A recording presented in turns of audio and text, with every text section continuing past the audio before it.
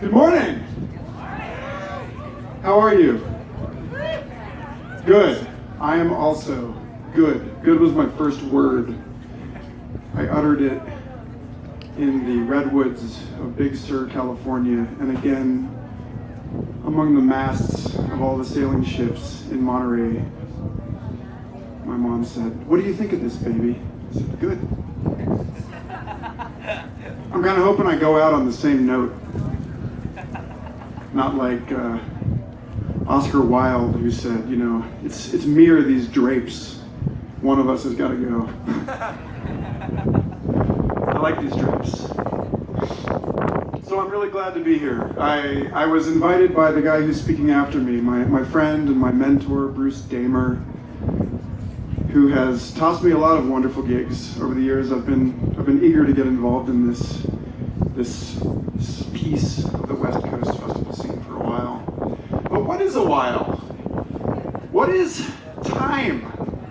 What are we doing here? I mean, your phone's out of battery, and you know, so we're back to using a sextant, right? Like sailing by the stars. You know, we're all here because we're aware. We got a leg up, sort of, on your average modern person right now, because most of us are firmly encapsulated in city time, in the ever-accelerating atomic clock, you know, the high-speed trading algorithms of Wall Street. But we've lost ourselves somewhere along the way. You know, as Douglas Rushkoff says in his book, Present Shock, When Everything Happens at Once, his book about the way that we experience time in the modern age. He says that, you know, once upon a time,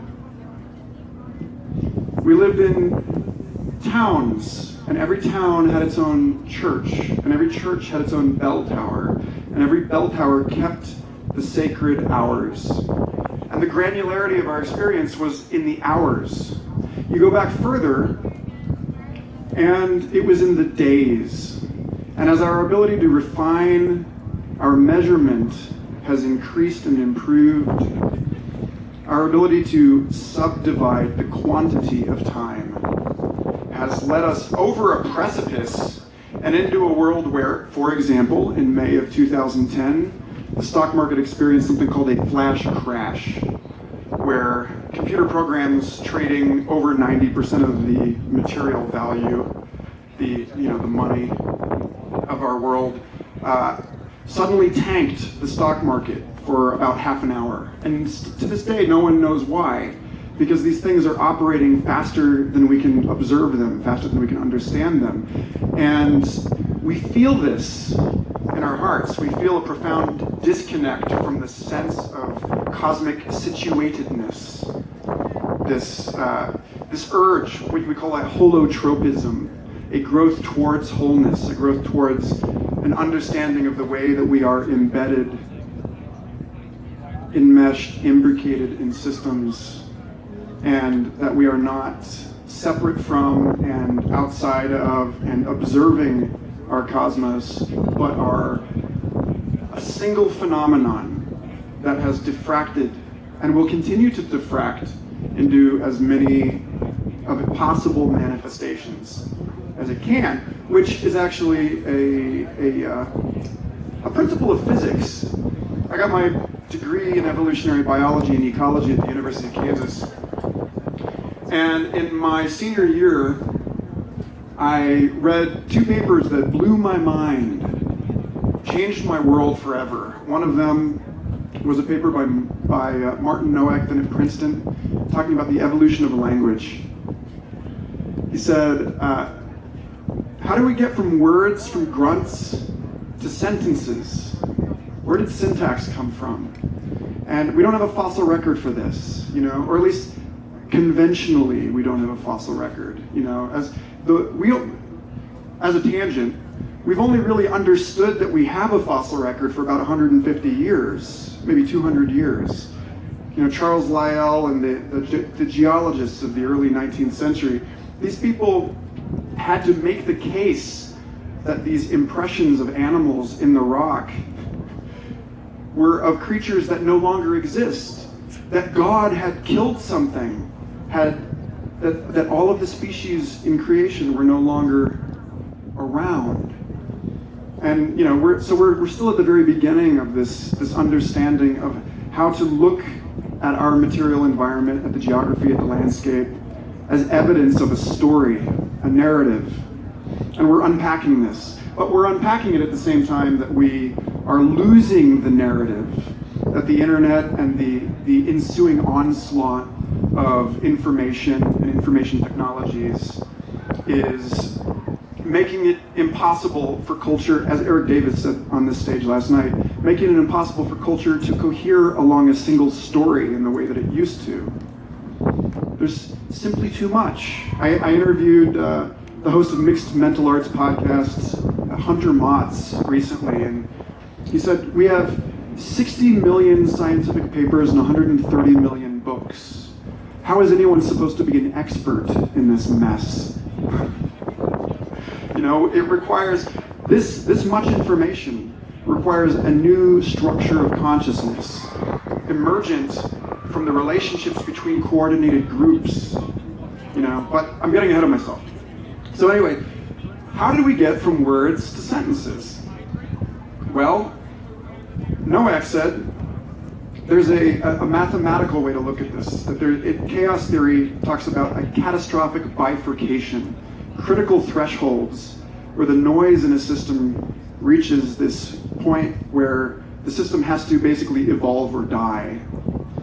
And things shift from an additive to a combinatorial relationship. So you get to a point where the complexity of your proto-human monkey, it's not fair, but proto-human tribe, they're talking to each other, and something happens that new words are created. I need to communicate this new experience to you. This is socially relevant for the cohesion of our unit, our meta-organism, the society, the body politic. Because as social organisms, we've never really been individuals in the modern myth of it. We learn who we are in relationship because we emerge through relationship. As Bruce Damer is going to say on the stage after me today, we know now that the earliest life on this planet was not individuated, was not cellular life, but was what they call the progenote, which was a sort of soup of fatty vesicles containing little bits of code. It was a collective. It was a communal organism, and out of this communal organism, the individual rose and reared its head as a new opportunity.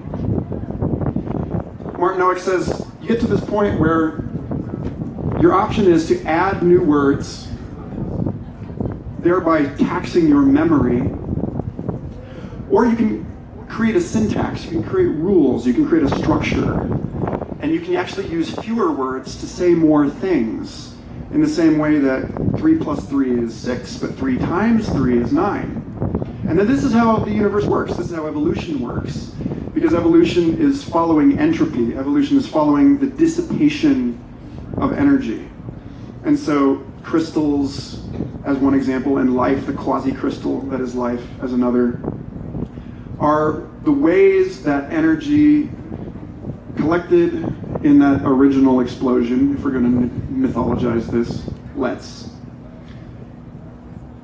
that original explosion runs every way down what they call the creode, the landscape of possibility, and it takes every form.